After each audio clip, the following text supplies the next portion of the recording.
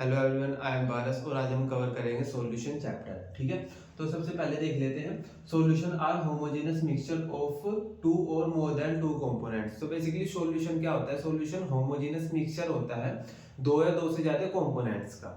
ठीक है, अब ये होमोजेनस मिक्सचर क्या होता है? ठीक है, तो homogenous mixture means all the component are uniformly distributed throughout solution.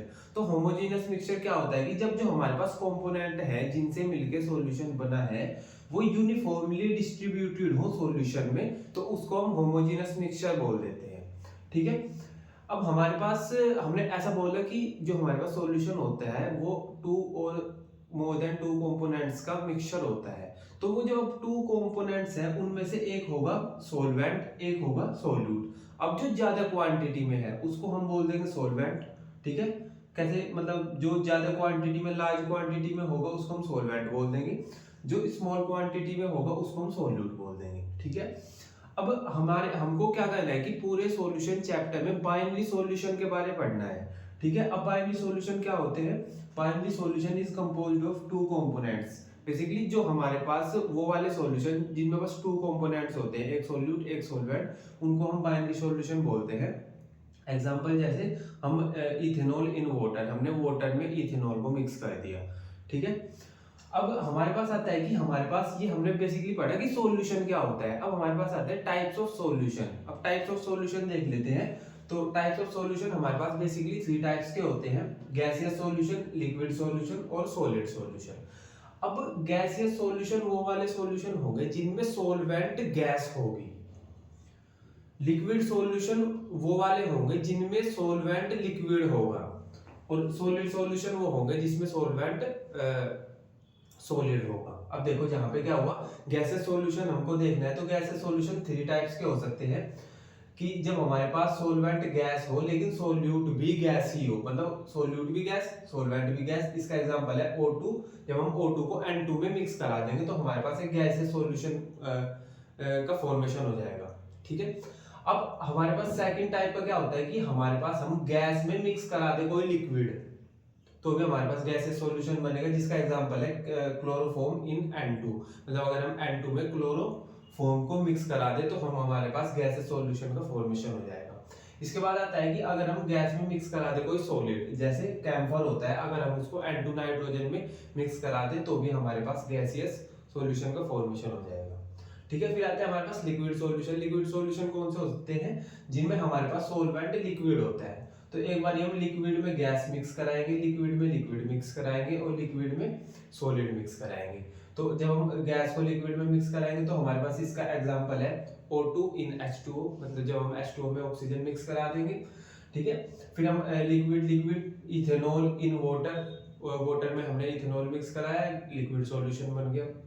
फिर हमने क्या किया, सॉलिड को मिक्स कराया लिक्विड में, तो हमारे पास इसका एग्जांपल है ग्लूकोज इन वाटर। हमने जब ग्लूकोज को वाटर में मिक्स कराया तो हमारे पास फिर से लिक्विड सॉल्यूशन का फॉर्मेशन हो गया।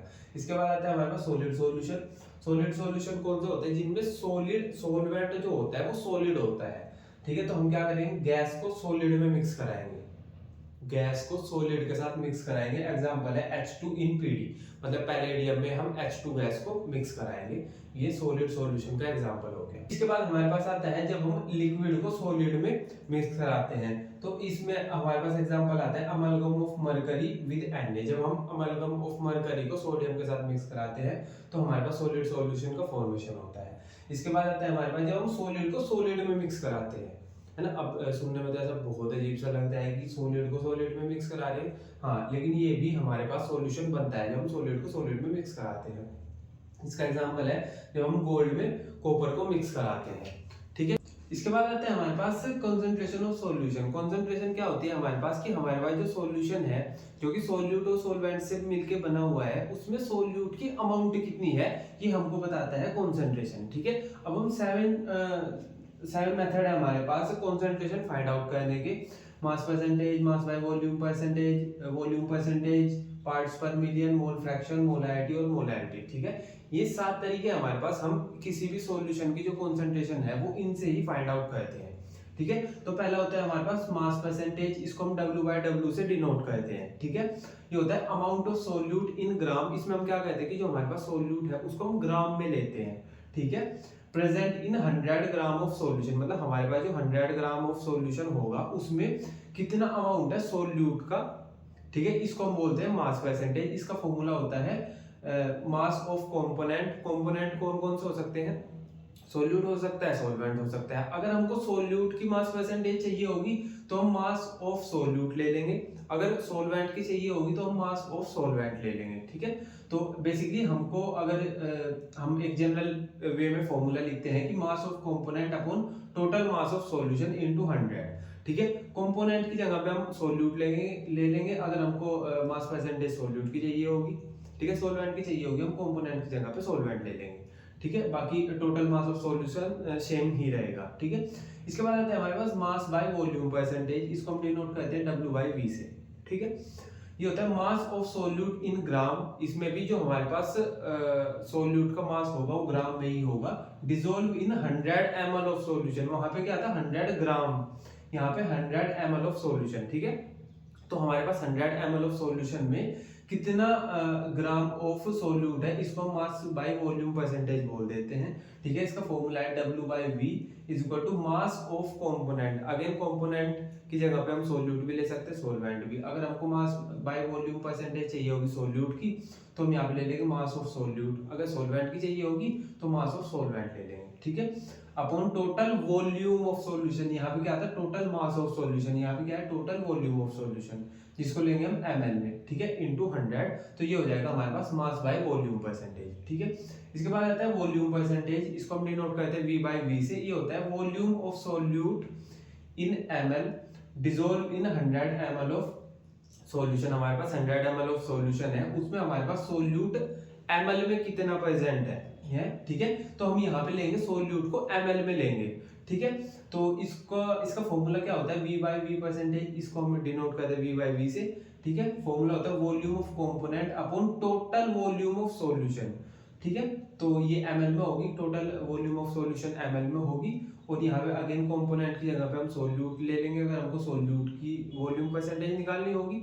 अगर सॉल्वेंट की निकालनी होगी तो वॉल्यूम ऑफ सॉल्वेंट ले लेंगे यहाँ पे, ठीक है, इनटू 100। तो बेसिकली ये हो गया हमारे पास ये हो गया हमारे पास वॉल्यूम परसेंटेज, ठीक है। इसके बाद आता है हमारे पास पार्ट्स पर मिलियन, इसको हम ppm से डिनोट करते हैं, ठीक है।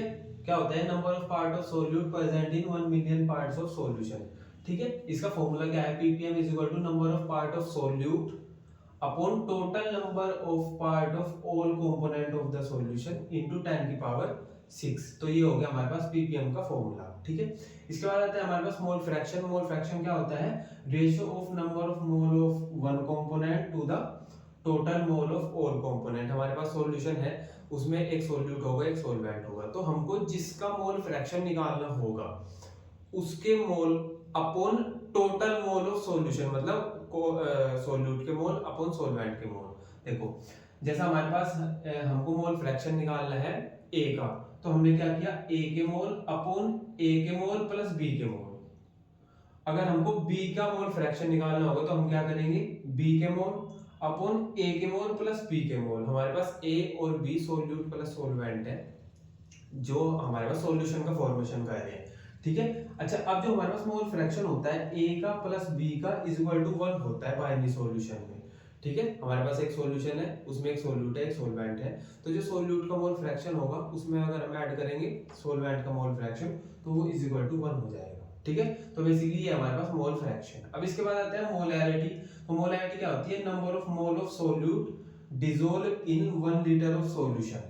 तो 1 लीटर ऑफ सॉल्यूशन में हमारे पास कितने नंबर ऑफ मोल सोल्यूट के प्रेजेंट है उसको हम बताते हैं मोलैरिटी, ठीक है। ये टेम्परेचर पे it change with change in temperature, तो ये टेम्परेचर पे डिपेंड करती है, मतलब जैसे जैसे टेम्परेचर चेंज होगा हमारे पास मोलैरिटी भी चेंज होगी। इसको हम कैपिटल M से डिनोट करते हैं, ठीक है। फॉर्मूला क्या है mole of solute upon volume of solution, ये लीटर में होगी। हमारे पास जो वॉल्यूम होगी सॉल्यूशन की वो लीटर में होगी, ठीक है। इसके बाद आता है हमारे पास मोलैरिटी।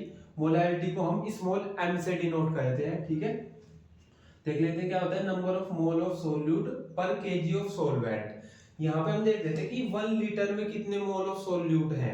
यहाँ पे देखते हैं हम कि 1 केजी सॉल्वेंट में कितने मोल ऑफ सोल्यूट है, उसको हम बोल देंगे मोलैरिटी, ठीक है।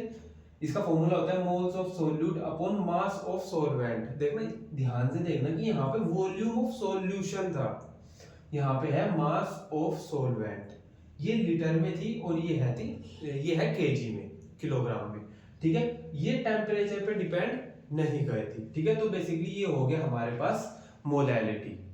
तो अभी हम देख लेते हैं सोल्यूबिलिटी। सोल्यूबिलिटी क्या होता है, मैक्सिमम अमाउंट ऑफ सोल्यूट होती है जो कि फिक्स अमाउंट ऑफ सोलवेंट में डिसॉल्व होता है, ठीक है। तो सोल्यूबिलिटी क्या होता है, मैक्सिमम अमाउंट ऑफ सोल्यूट होती है जो कि डिसॉल्व होता है स्पेसिफिक अमाउंट ऑफ सोलवेंट में एट ए स्पेसिफिक टेम्परेचर, ठीक है। तो इसको हम सोल्यूबिलिटी बोल देते हैं, ठीक है। अभी हम डिस्कस करेंगे solubility of solid in liquid, मतलब हमारे पास जो सॉल्वेंट होगा वो लिक्विड होगा, उसमें हम सॉलिड को डिसॉल्व कराएंगे, ठीक है। उसकी सोल्यूबिलिटी हम डिस्कस करेंगे, ठीक है। तो अभी हम देख लेते हैं कि फैक्टर फैक्टिंग सोल्यूबिलिटी, मतलब जो सोल्यूबिलिटी की प्रोसेस है उसको कौन कौन से फैक्टर फैक्ट करेंगे, ठीक है। तो पहला है हमारे पास nature of solute and solvent, ठीक है। तो होता क्या है कि हमारे पास polar solute dissolves in polar solvent, हमारे पास पोलर सोल्यूट पोलर सॉल्वेंट में डिसॉल्व होगा और non polar solute non polar solvent में डिसॉल्व होगा, ठीक है। इसके लिए हम एक लाइन यूज करते हैं लाइक डिसॉल्व लाइक, है ना, जो जैसा है वो वैसे के साथ ही डिसॉल्व होगा, ठीक है। अगर कोई पोलर है तो पोलर के साथ डिसॉल्व होगा, नॉन पोलर है तो फिर वो नॉन पोलर के साथ डिसॉल्व होगा, ठीक है। इसके बाद जो सेकंड फैक्टर आता है वो होता है टेम्परेचर। तो अगर हमारे पास डिसोल्यूशन हो रहा है, डिसोल्यूशन क्या होता है कि जब हम सॉलिड को लिक्विड में डिसॉल्व कराते हैं तो उसको हम डिसोल्यूशन बोल देते हैं, ठीक है। तो हमारे पास अगर डिसोल्यूशन की प्रोसेस एंडोथर्मिक है, मतलब डेल्टा एच पॉजिटिव है ना, जब डेल्टा एच पॉजिटिव होता है तो हम उसको बोल देते हैं एंडोथर्मिक। तो अगर डिसोल्यूशन की प्रोसेस एंडोथर्मिक है तो हमारे पास हम अगर टेम्परेचर इंक्रीज करेंगे तो हमारे पास सोल्यूबिलिटी भी इंक्रीज होगी। मैं सिंपल ये बोल रहा हूँ कि अगर हमारे पास डिसोल्यूशन की प्रोसेस हो रही है और डिसोल्यूशन की प्रोसेस एंडोथर्मिक है और हमने टेम्परेचर इंक्रीज कर दिया तो सोल्यूबिलिटी भी इंक्रीज करेगी, ठीक है। अगर डिसोल्यूशन की प्रोसेस एक्सोथर्मिक है, मींस कि डेल्टा एच नेगेटिव है और हमने फिर टेम्परेचर इंक्रीज किया तो हमारे पास सोल्यूबिलिटी डिक्रीज करेगी, ठीक है। तो ये हो गया हमारे पास टेम्परेचर का इफेक्ट, ठीक है।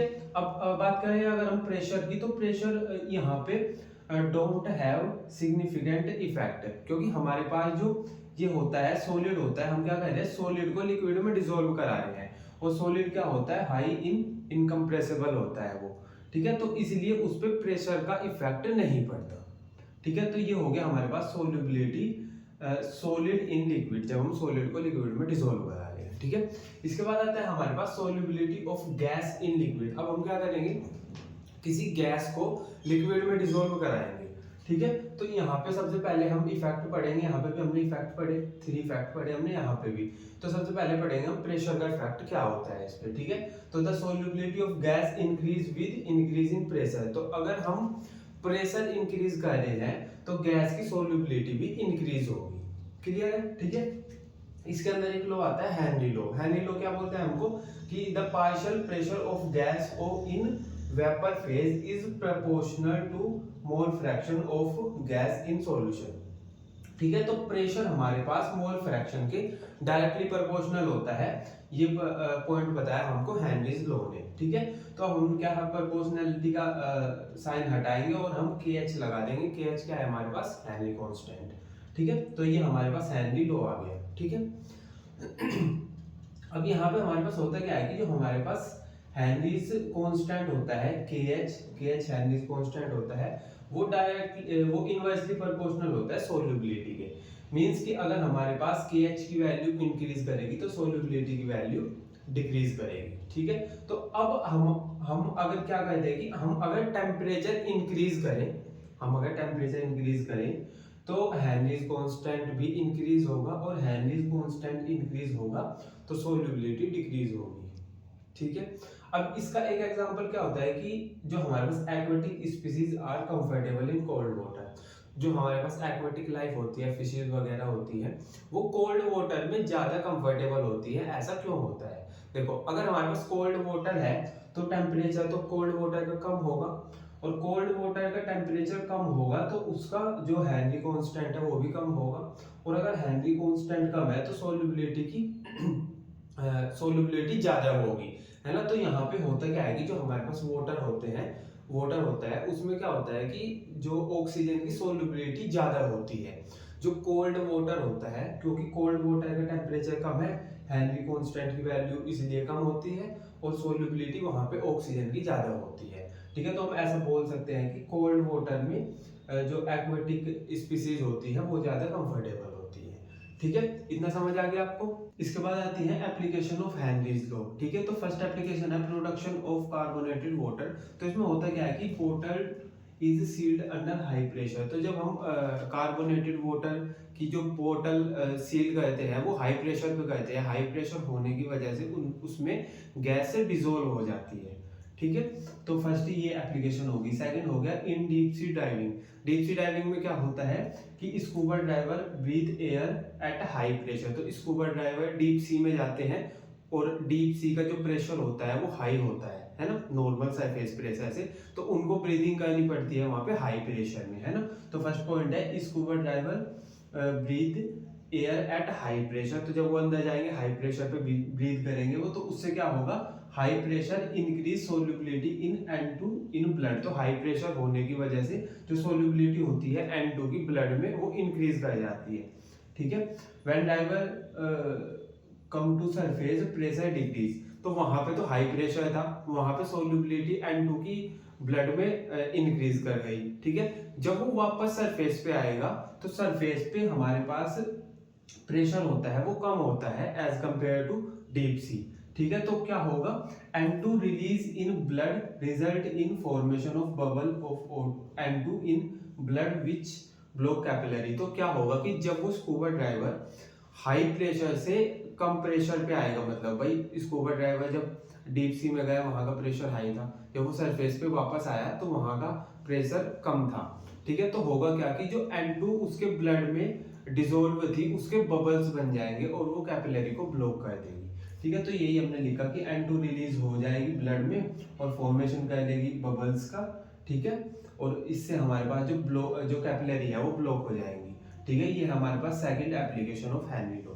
थर्ड क्या है कि for people living in high altitude. तो क्या होता है कि हमारे पास जो कुछ लोग जो हाई एल्टीट्यूड पे रहते हैं, तो हाई एल्टीट्यूड पे क्या होता है प्रेशर कम होता है। अब प्रेशर कम होगा तो वहां पे कंसंट्रेशन ऑक्सीजन की कम होती है।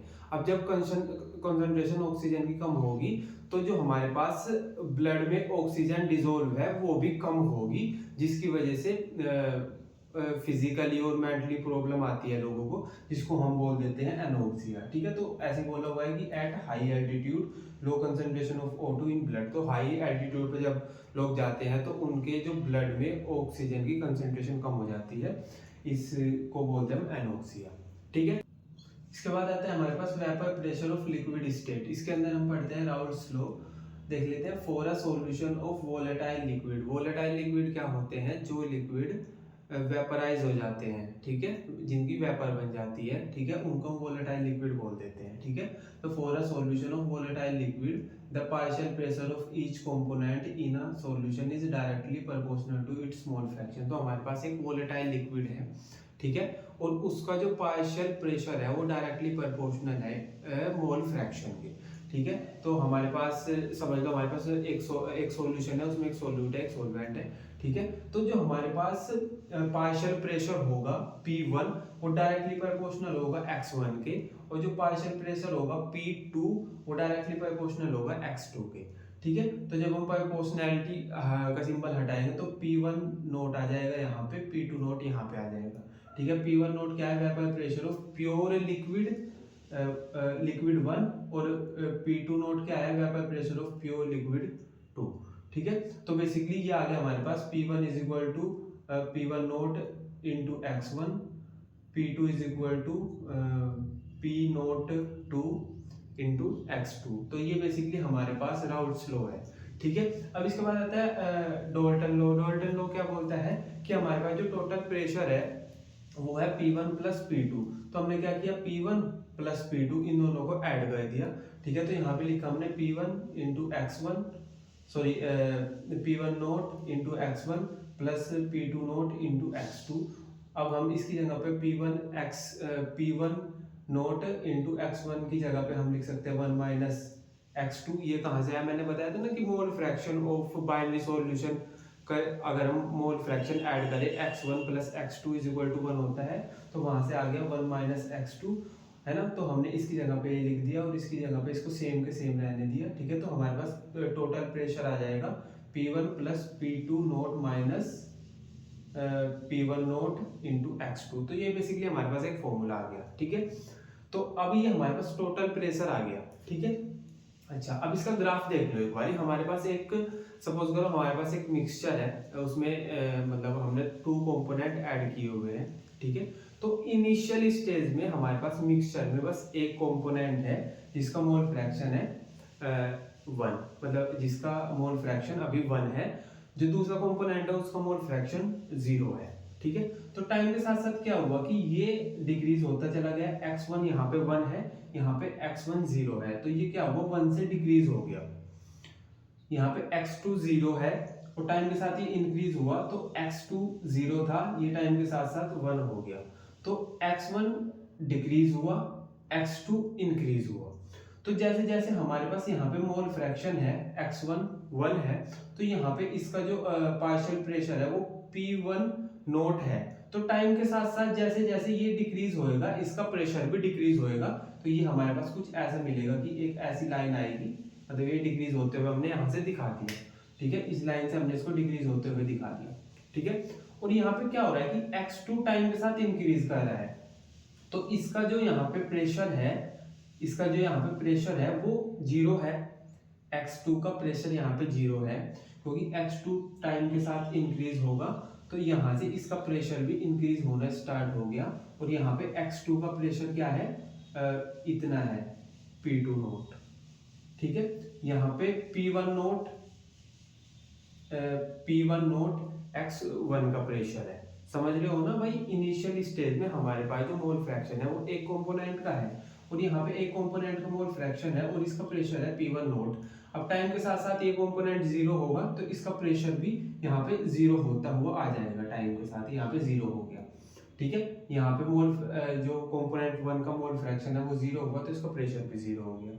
यहाँ पे कंपोनेंट 2 का मोल फ्रैक्शन 1 हुआ तो इसका प्रेशर भी इंक्रीज हो गया। तो बेसिकली ये हमारे पास एक ग्राफ हो गया, ठीक है। अब इसके बाद आता है y1 and y2 are mole fraction in vapour phase. तो अगर मैं ये बोलूं कि हमारे पास एक सॉल्यूशन है और वो सॉल्यूशन वेपराइज हो गया, तो वेपर वाली फेज में जो उसका सोल्यूट का मोल फ्रैक्शन हो, सोलवेंट का मोल फ्रैक्शन को अगर हम x1 और x2 की जगह पे y1 और y2 से डिनोट करते हैं, मतलब जो हमारे पास लिक्विड स्टेट में मोल फ्रैक्शन होता है उसको हम x1 और x2 से डिनोट करते हैं, और जो हमारे पास वेपर फेज में मोल फ्रैक्शन होता है उसको हम y1 और y2 से डिनोट करते हैं। वो दोनों मोल फ्रैक्शन अलग होते हैं, ठीक है। तो अगर हमारे पास वेपर फेज में मोल फ्रैक्शन है तो उसका फॉर्मूला क्या होगा, उसका फॉर्मूला होगा y1 is equal to P1 upon P total, y2 is equal to P2 upon P total.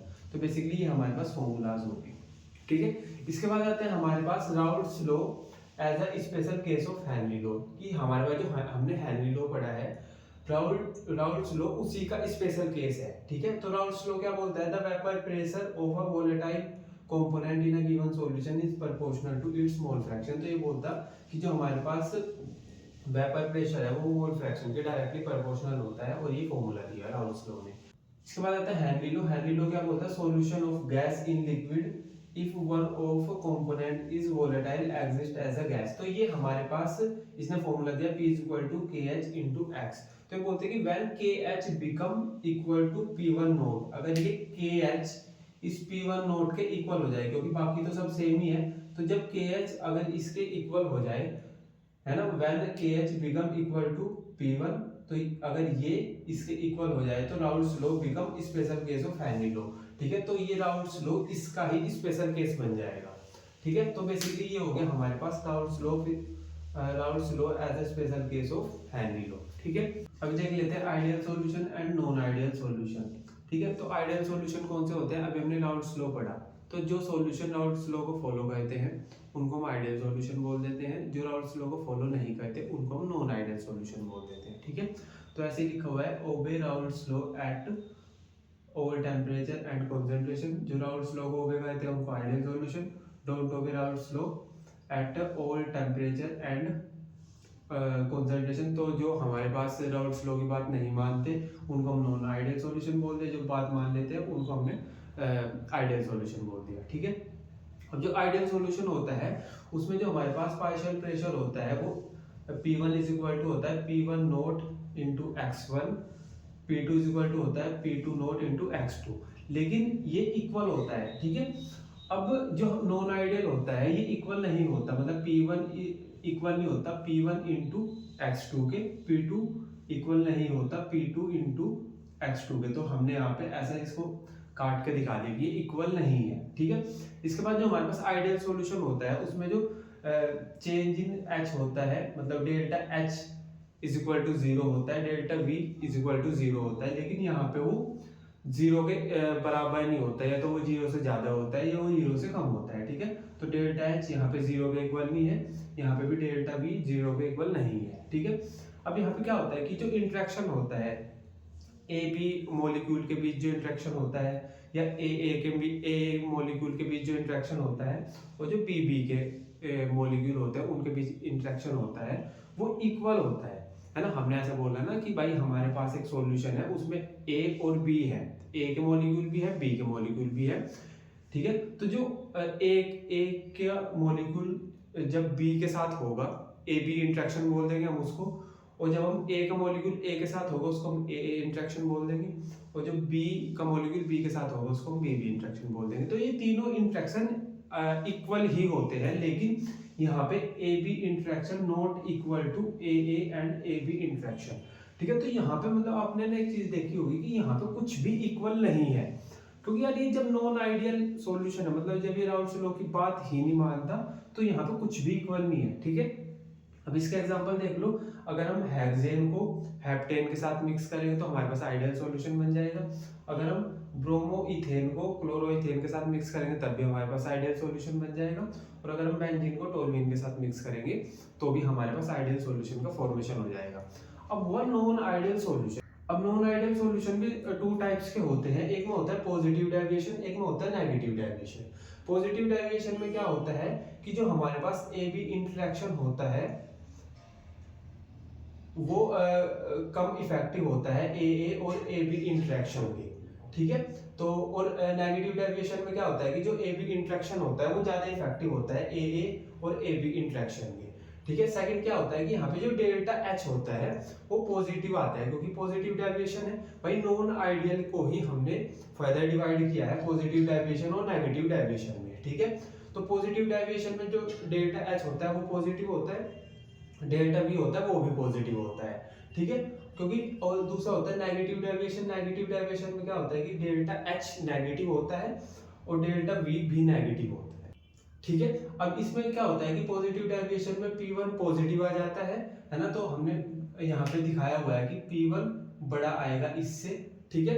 यहाँ पे क्या होगा कि P1 नेगेटिव आएगा, मतलब P1 कम आएगा इससे, ठीक है। तो हमने बोलते हैं कि P1 ग्रेटर देन होगा इसके, और ये जो यहाँ पे नेगेटिव डेविएशन में P1 कम होगा इससे, ठीक है। इसके बाद इसका एग्जांपल क्या है, ethanol plus acetone, CH2 plus acetone, है ना, मीथेनॉल प्लस वाटर, ये सब पॉजिटिव डेविएशन के एग्जांपल है। नेगेटिव डेविएशन का एग्जांपल क्या है कि phenol plus aniline, chloroform plus acetone, ठीक है। अब इसका ग्राफ देख लो, हमने राउल्ट्स लॉ में कुछ ऐसा ग्राफ पढ़ा था, है ना, राउल्ट्स लॉ का ग्राफ है। क्योंकि ये पॉजिटिव डेविएशन है तो यहाँ पे हमको क्या देखने को मिलेगा कि सब कुछ पॉजिटिव में कुछ ना कुछ एक्स्ट्रा हो जाएगा पॉजिटिव वाले में। तो इसका ग्राफ आएगा कुछ ऐसे, ये ऐसी सीधी लाइन ना जाके कुछ ऐसा पॉजिटिव डेविएशन देखने को मिलेगा, कुछ ऐसे, ये ऐसी सीधी लाइन नहीं जाएगी, पॉजिटिव डेविएशन देखने को मिलेगा, और ये वाला ऐसे हो जाएगा। अब अगर हम बात करें नेगेटिव डेविएशन की तो क्या होगा भाई, नेगेटिव डेविएशन में ये ऐसे चला जाएगा बस,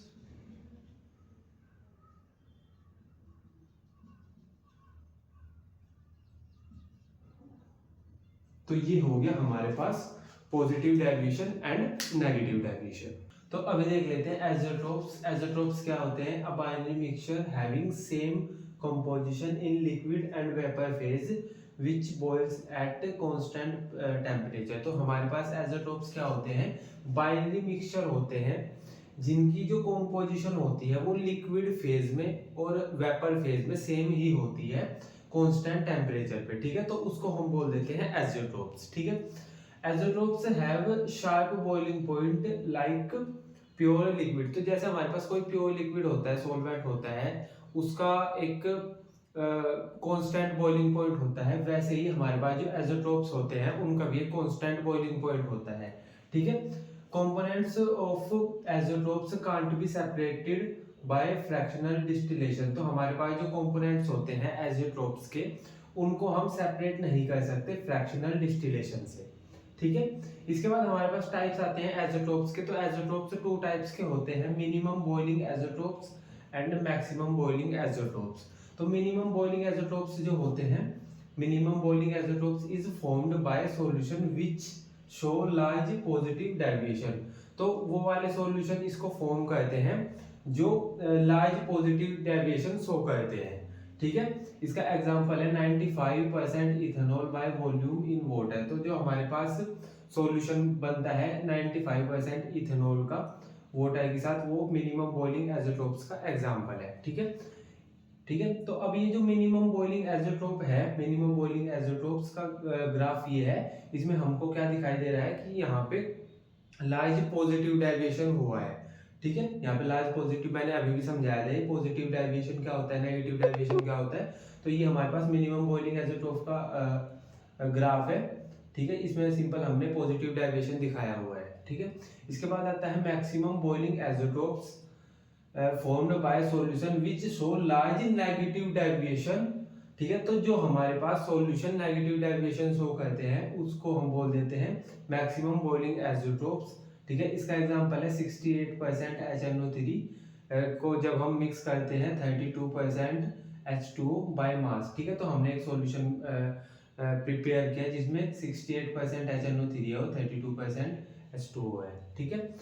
ये हो गया हमारे पास मैक्सिमम बॉइलिंग एज़ोट्रोप्स। इसका जो एग्जांपल है वो है ये। इसमें हमको क्या देखने को मिल रहा है कि यहाँ पे नेगेटिव डेविएशन हो रही है ना भाई। हमारे पास सिंपल ये वाली लाइन होती है, तो इससे जो लोअर वाली होती है इसको हम नेगेटिव डेविएशन बोल देते हैं। अगर इससे अपर वाली है हमारे पास तो इसको हम पॉजिटिव डेविएशन बोल देते हैं, ठीक है। तो सिंपल ये हो गया हमारे पास मैक्सिमम बॉइलिंग एज़ोट्रोप।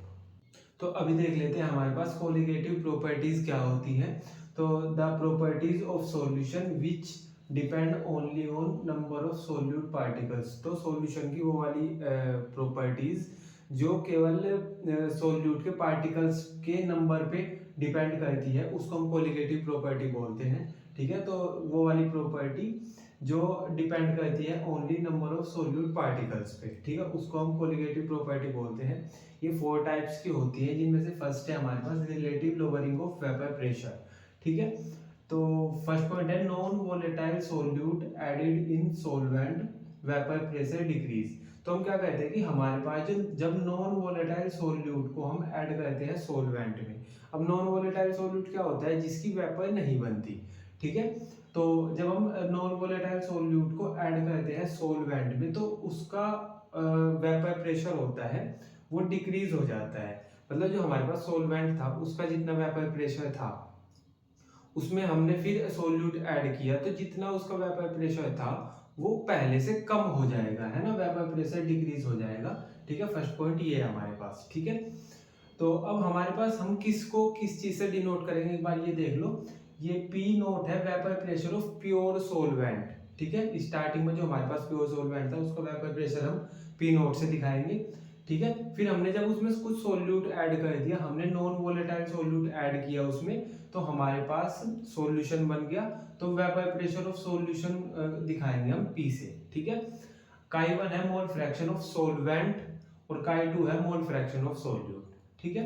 तो अब हमको राउल्स लॉ बोलता है कि P इज इक्वल टू काई 1 इंटू पी नोट। ये हमको पता है, हमने पहले डिस्कस किया है, ठीक है। तो अब हम रिडक्शन देखेंगे वेपर प्रेशर में कितना हुआ। हमने बोला कि भाई पहले जितना था ना वो पहले जब हमारे पास केवल सॉल्वेंट था उसका जितना वेपर प्रेशर था वो डिक्रीज हो गया जब हमने उसमें सोल्यूट ऐड किया।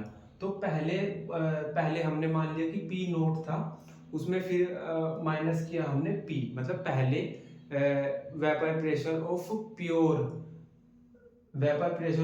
सॉल्वेंट हम पी नोट से डिनोट कर रहे हैं और vapour pressure of solution P से, ठीक है। तो हम हमारे पास पहले क्या था पी नोट, बाद में क्या है पी।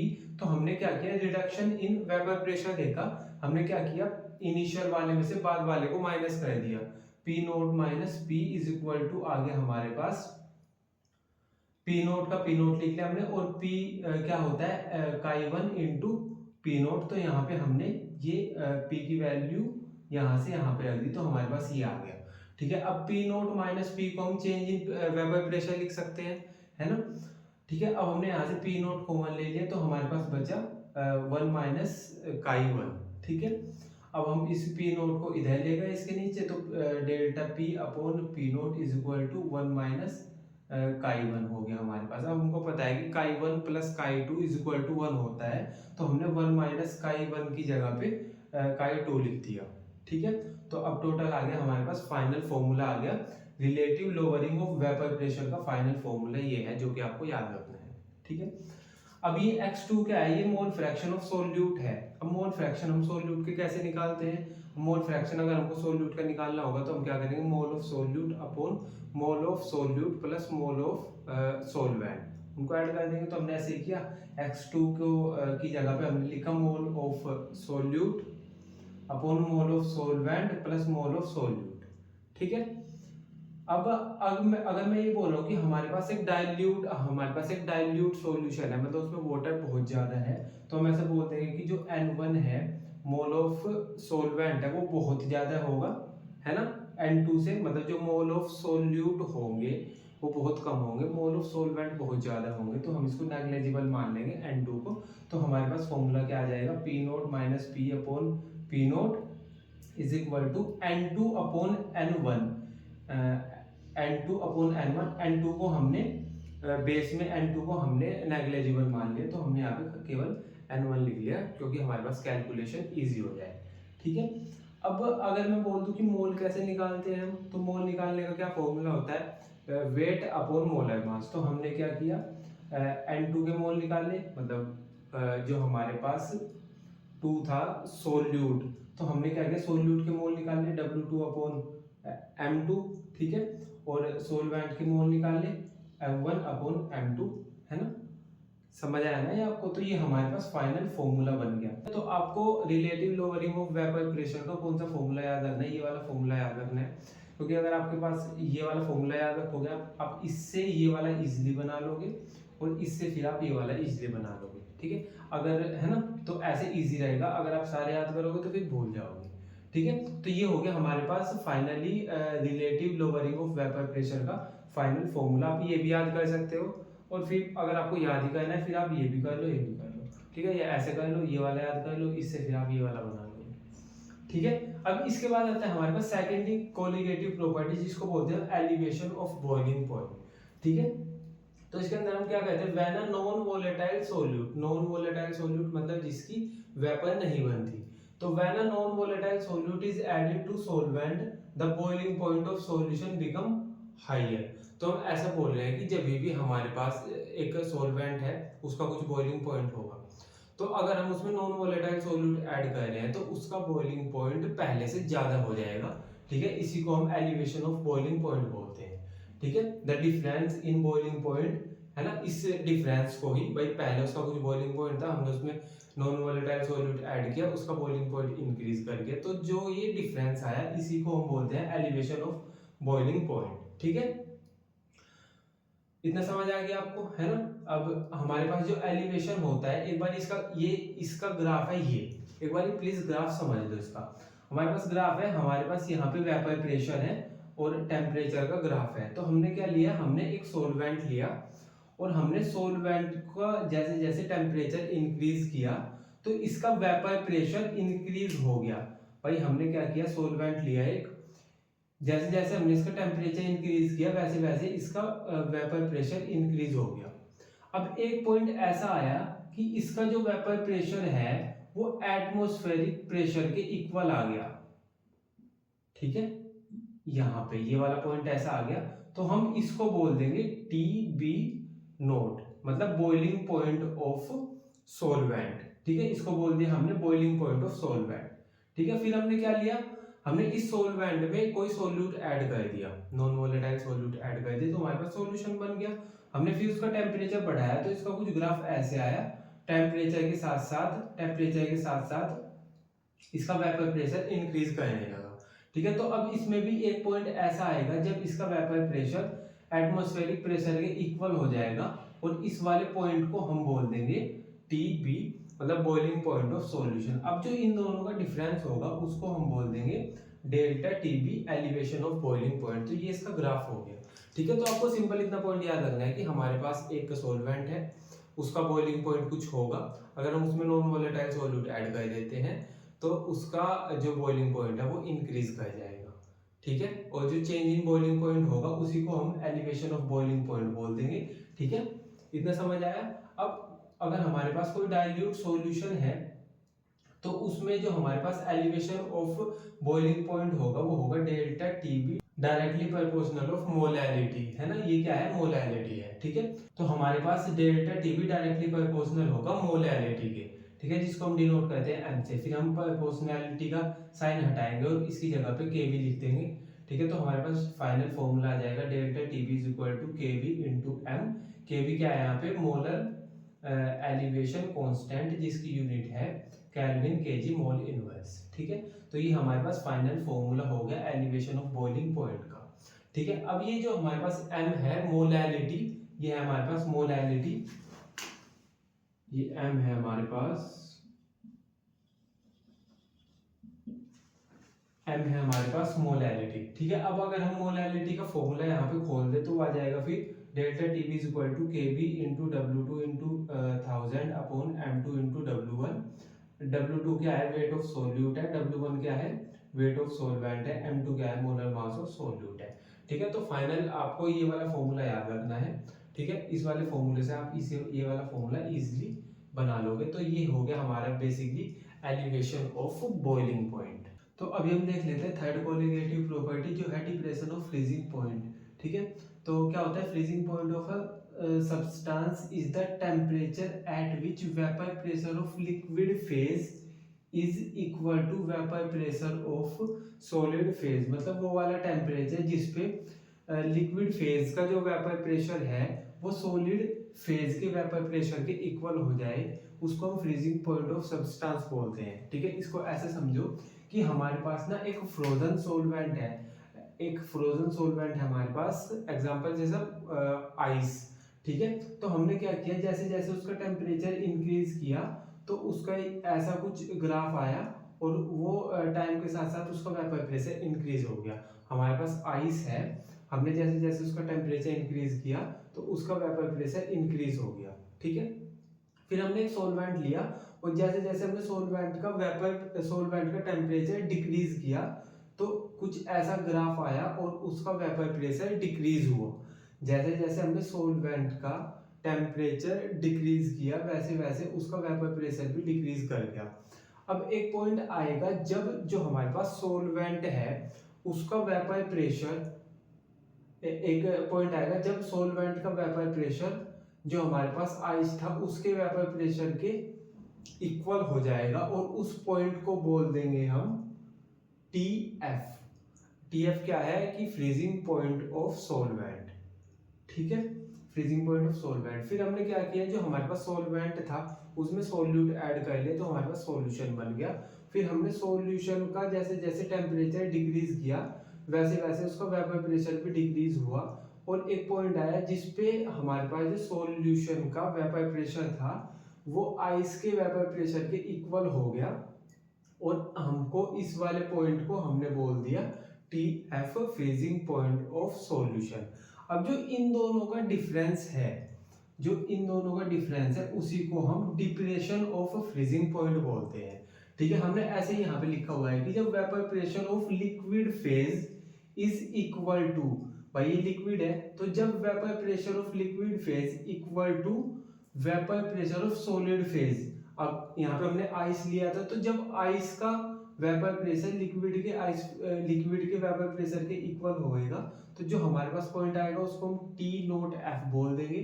जब सॉल्यूशन का और आइस का इक्वल होएगा तो हम उसको टी एफ बोल देंगे और जब हम इनका डिफरेंस करेंगे तो हमारे पास डेल्टा टी एफ आएगा जिसको हम डिप्रेशन ऑफ फ्रीजिंग पॉइंट बोल देंगे। ठीक है, अब नेक्स्ट पॉइंट देखते हैं, when a non volatile solute is added to the solvent the freezing point of the solution decrease. तो ये ऐसा बोलते हैं कि अगर हमारे पास एक सॉल्वेंट है उसका कुछ फ्रीजिंग पॉइंट होगा, अगर हम उसमें नॉन वोलेटाइल सॉल्यूट ऐड कर दें तो उसका जो हमारे पास फ्रीजिंग पॉइंट होगा वो डिक्रीज कर जाएगा, है ना। ऐसा बोलते हैं non volatile solute is added to solvent the freezing point of solution decrease. हमारे पास पहले सॉल्वेंट है, उसका कुछ फ्रीजिंग पॉइंट है, हमने उसमें सॉल्यूट ऐड कर दिया जो कि नॉन वोलेटाइल है, तो उसका जो फ्रीजिंग पॉइंट था वो पहले जितना फ्रीजिंग पॉइंट था उससे डिक्रीज कर जाएगा।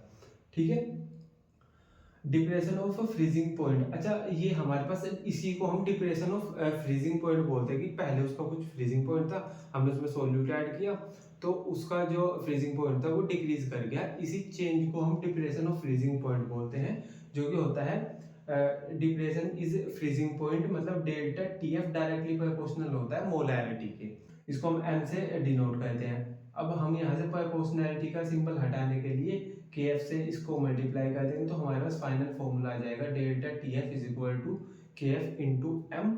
ठीक है, के एफ क्या है यहाँ पे मोलर डिप्रेशन कांस्टेंट, या हम इसको क्रायोस्कोपिक कांस्टेंट भी बोल देते हैं, इसकी यूनिट है केल्विन केजी मोल इनवर्स। ठीक है, अब अगर हमारे पास यहाँ पे मोलैरिटी का मैं फॉर्मूला खोल दूँ तो हमारे पास कुछ ये फॉर्मूला आ जाएगा delta T F is equal to K F into W two into 1000 upon W1 into M2। W2 क्या है वेट ऑफ सोल्यूट, W1 क्या है वेट ऑफ सॉल्वेंट, M2 क्या है मोलर मास ऑफ सोल्यूट। तो बेसिकली ये हो गया हमारे पास डिप्रेशन ऑफ फ्रीजिंग पॉइंट, और ये उसका ग्राफ हो गया। ठीक है, अब इसके बाद आता है हमारे पास fourth colligative property osmosis and osmotic pressure. तो बेसिकली ये क्या होता है, the process of flow of solvent molecules through semi-permeable membrane from pure solvent to solution is known as osmosis। तो हमारे पास osmosis एक प्रोसेस होती है जिसमें क्या होता है कि सॉल्वेंट का फ्लो होता है सेमी परमिएबल मेम्ब्रेन के थ्रू सॉल्यूशन में, इस प्रोसेस को हम ऑस्मोसिस बोलते हैं। देखो जैसे हमारे पास एक सॉल्यूशन ये है और एक बीकर ये है, एक बीकर ये है, इसमें प्योर सॉल्वेंट है, इसमें सॉल्यूशन है, हमने इन दोनों को कनेक्ट कर दिया और बीच में सेमी परमिएबल मेम्ब्रेन लगा दी। अब होगा क्या कि यहाँ से सॉल्वेंट के मॉलिक्यूल, अच्छा जो हमारे पास सेमी परमिएबल मेम्ब्रेन होती है वो बस सॉल्वेंट का ही फ्लो कराती है, तो क्या होगा कि सेमी परमिएबल मेम्ब्रेन यहाँ से सॉल्वेंट का फ्लो इधर करा देगी। ठीक है, और इस प्रोसेस को हम बोल देंगे ऑस्मोसिस। ठीक है, अब जैसे जैसे सॉल्वेंट का फ्लो इधर से इधर जाएगा तो यहाँ पे एक प्रेशर डेवलप होगा जिसको हम बोल देंगे ऑस्मोटिक प्रेशर।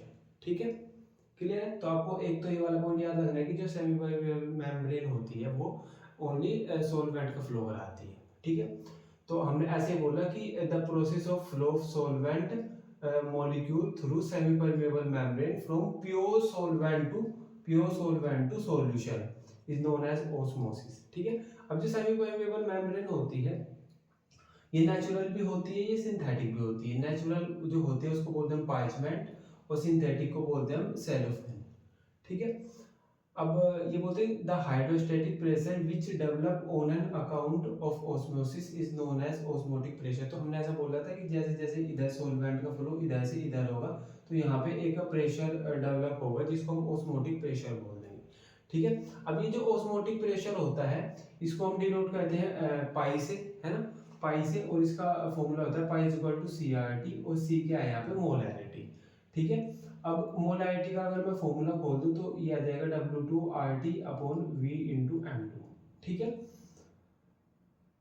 ठीक है ना। W2 क्या है वेट ऑफ सोल्यूट है, V क्या है वॉल्यूम ऑफ सॉल्यूशन है। ठीक है, और molar mass of solute M2 है। ठीक है, T टेम्परेचर है। ठीक है, अब हमारे पास, ठीक है, तो ये हमारे पास ऑस्मोटिक प्रेशर का फॉर्मूला आ गया, ये आपको याद रखना है। This is used to determine molar mass of macromolecule like protein and polymer. ठीक है, तो ये मेथड हमारे पास जब हमको मोलर मास फाइंड आउट करना होता है मैक्रोमोलिक्यूल जैसे प्रोटीन और पॉलीमर, तब हम इस वाले मेथड को यूज में लाते हैं। ठीक है, अभी देख लेते हैं types of solution on the basis of osmotic pressure. तो हमारे पास सॉल्यूशन के कितने टाइप्स होते हैं। ठीक है, तो फर्स्ट होता है isotonic solution. Two solution have same osmotic pressure. जब हमारे पास दो सॉल्यूशन हो, दोनों सॉल्यूशन का जो ऑस्मोटिक प्रेशर हो वो सेम हो, तो उसको हम आइसोटोनिक सॉल्यूशन बोल देते हैं। ठीक है, जैसे हमारे पास ब्लड सेल फ्लूइड होता है, ब्लड सेल फ्लूइड होता है, उसकी कॉन्सेंट्रेशन होती है 0.9 मास पर वॉल्यूम NaCl। ठीक है, उसमें NaCl की इतनी कंसंट्रेशन होती है, इसी को हम नॉर्मल सलाइन सॉल्यूशन भी बोल देते हैं। ठीक है, तो हमारे पास एक तो ये हो गया, और अगर एक तो ब्लड सेल फ्लूइड हो गया, ठीक है, जिसकी कंसंट्रेशन इतनी है, और अगर हमारे पास कोई वो सॉल्यूशन है जिसकी कंसंट्रेशन इतनी है, तो हम उन दोनों को बोल देंगे कि आइसोटोनिक सॉल्यूशन है। ठीक है, सेकंड देख लो, हाइपोटोनिक सॉल्यूशन क्या होता है? If one solution has lower osmotic pressure as compare to other osmotic pressure as compare to other solution. तो होता क्या है कि जैसा हमारे पास नॉर्मल ब्लड सेल फ्लूइड है, उसकी कंसंट्रेशन इतनी है, 0.9% है, लेकिन जो हमारे पास दूसरा सॉल्यूशन है उसकी जो कंसंट्रेशन है वो इसके कंपैरिजन में कम है, तो हम इनको बोल देंगे हाइपोटोनिक सॉल्यूशन। और इन केस में अगर हम इन दोनों को मिक्स कर दें, तो हमारे पास जो सेल है वो स्वेल कर जाएगी। ठीक है, जो हमारे पास ब्लड सेल है वो स्वेल कर जाएगी। ठीक है, इसको बोलते हैं हाइपोटोनिक सॉल्यूशन। इसके बाद आता है hypertonic solution. If one solution has higher osmotic pressure as compare to other solution.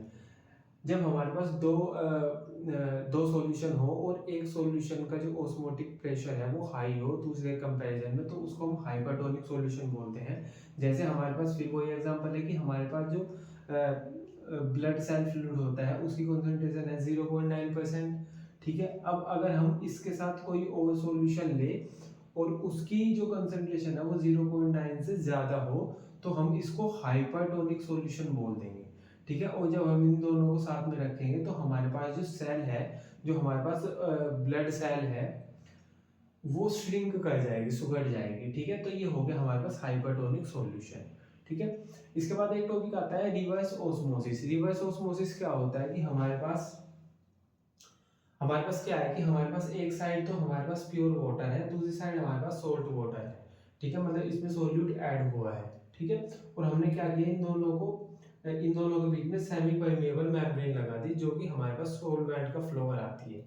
तो होगा क्या कि जो हमारे पास वाटर है, प्योर वाटर है, इसी को हम सॉल्वेंट बोल रहे हैं, ये इधर से इधर मूव करने लग जाएगा, और यहाँ पे एक प्रेशर डेवलप होगा जिसको हम ऑस्मोटिक प्रेशर बोलते हैं। ठीक है, अब मैं ये बोल रहा हूँ कि यहाँ पे ऑस्मोटिक प्रेशर डेवलप हो गया पाई। अब हमने क्या किया कि हम यहाँ से एक प्रेशर अप्लाई कर रहे हैं, वो ऑस्मोटिक प्रेशर से ज़्यादा है।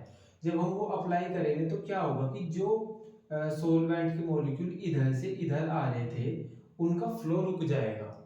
ठीक है, तो उस प्रेशर को उतने प्रेशर को जो कि सोलवेंट का फ्लो को रोक दे, उसको हम रिवर्स ऑस्मोसिस बोलते हैं। ठीक है, सिंपल पहले क्या हो रहा था, यहाँ पे ऑस्मोसिस की प्रोसेस हो रही थी, इधर से प्योर सोलवेंट इधर जा रहा था, ऑस्मोसिस की प्रोसेस हो रही थी। अब हमने क्या किया, ऑस्मोटिक प्रेशर से ज्यादा प्रेशर अप्लाई कर दिया, तो ये फ्लो रुक गया, और इसी को बोलते हैं हम रिवर्स ऑस्मोसिस।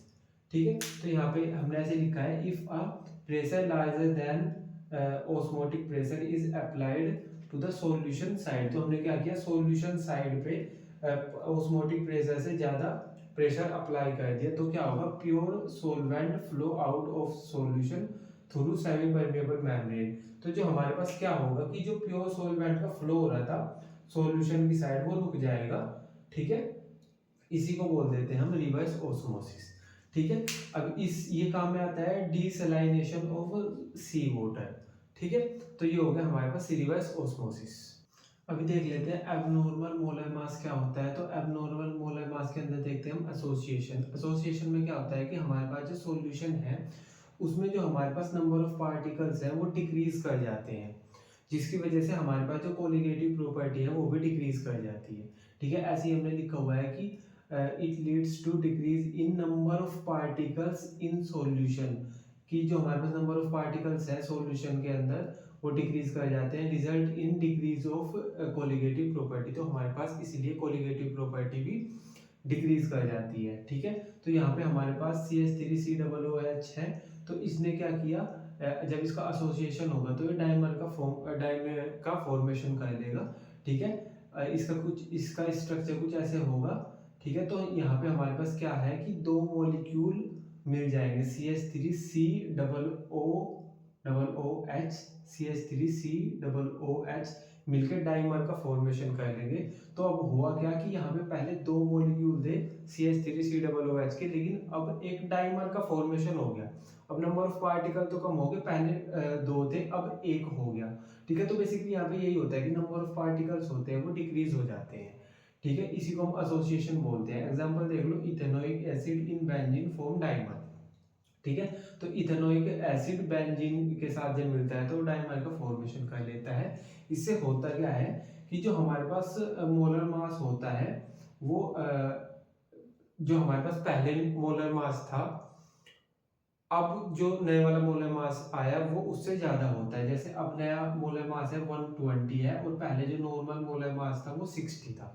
ठीक है, क्योंकि अब डाइमर फॉर्म हो गया, तो अब मोलर मास इंक्रीज हो गया।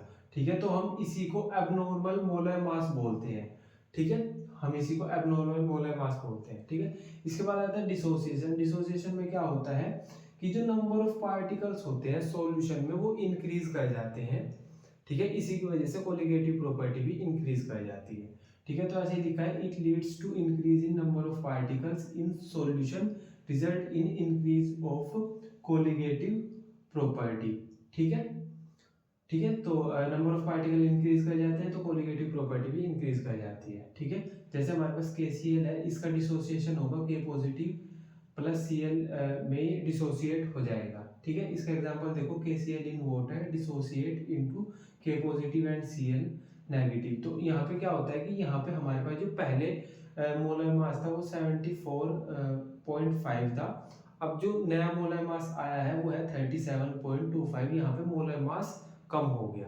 ठीक है, तो इसी को हम एबनॉर्मल मोलर मास बोलते हैं। यहाँ पे क्या हुआ था, एसोसिएशन में मोलर मास इंक्रीज हो गया था, डिसोसिएशन में मोलर मास डिक्रीज हो गया। इसी को हम एबनॉर्मल मोलर मास बोलते हैं। ठीक है, इसके बाद हमारे पास लास्ट टॉपिक आता है, वो वेन डॉफ फैक्टर, जिसको हम आई से डिनोट करते हैं। ठीक है, तो ये हमको एसोसिएशन और डिसोसिएशन के बारे में बताता है। ठीक है, तो जब हमारे पास एसोसिएशन होता है तो आई की वैल्यू 1 से कम होती है, और जब डिसोसिएशन होता है तो आई की वैल्यू 1 से ज्यादा होती है। ठीक है, आई को हम फाइंड आउट कैसे करते हैं, इसका फॉर्मूला होता है I is equal to normal molar mass upon observed molar mass. ठीक है, ऐसे भी कर सकते हैं और ऐसे भी कर सकते हैं कि observed colligative property upon calculated colligative properties. ठीक है, अब ये हमारे पास वेन डॉफ फैक्टर आ गया। ठीक है, क्योंकि हमारे पास जब एसोसिएशन और डिसोसिएशन की वजह से हमारे पास जो कोलिगेटिव प्रॉपर्टी थी 4, उनमें भी कुछ मॉडिफिकेशन होती है। ठीक है, तो हम क्या कहते हैं कि उनमें आई की मल्टीप्लाई करके उनको मॉडिफाइड कर देते हैं। ठीक है, तो मैं सिंपल ये बोल रहा हूँ कि जो हमारे पास कोलिगेटिव प्रॉपर्टीज होती हैं उनमें एसोसिएशन और डिसोसिएशन की वजह से कुछ मॉडिफिकेशन होती है, और मॉडिफिकेशन करता कौन है, वोंटा फैक्टर आई। ठीक है, तो वो मॉडिफिकेशन देख लेते हैं। तो मॉडिफाइड कोलिगेटिव प्रॉपर्टीज कौन सी है, relative lowering of vapour pressure, हमने क्या पढ़ा था, delta P upon P naught is equal to x2। तो अब हमने क्या किया, x2 या chi2 बोल लो, इसमें i की मल्टीप्लाई कर दी। ठीक है, तो ये हो गया हमारे पास modified relative lowering of vapour pressure. ठीक है, फिर दूसरी थी हमारे पास elevation of boiling point, delta TB is equal to K B into M. तो हमने यहाँ भी i की मल्टीप्लाई कर दी। ठीक है, फिर हमारे पास तीसरी थी डिप्रेशन इन फ्रीजिंग पॉइंट, वो थी delta T F is equal to K F into M. यहाँ पे हमने आई की मल्टीप्लाई कर दी, तो अब हो गई है delta T F is equal to I K F into M. Fourth है हमारे पास osmotic pressure, pi is equal to C R T थी, यहाँ पे हमने आई की मल्टीप्लाई करी। ठीक है, तो अब हमारे पास ये मॉडिफाइड कोलिगेटिव प्रॉपर्टीज आ गई। ठीक है, तो इसी के साथ हमारा ये जो चैप्टर था सॉल्यूशन, इसका हमने कंप्लीट चैप्टर रिवीजन कर लिया वन शॉट में। ठीक है, अब आपको अपने एंड से क्या करना है, इसके खूब सारे क्वेश्चन प्रैक्टिस करने हैं। ठीक है, थैंक यू।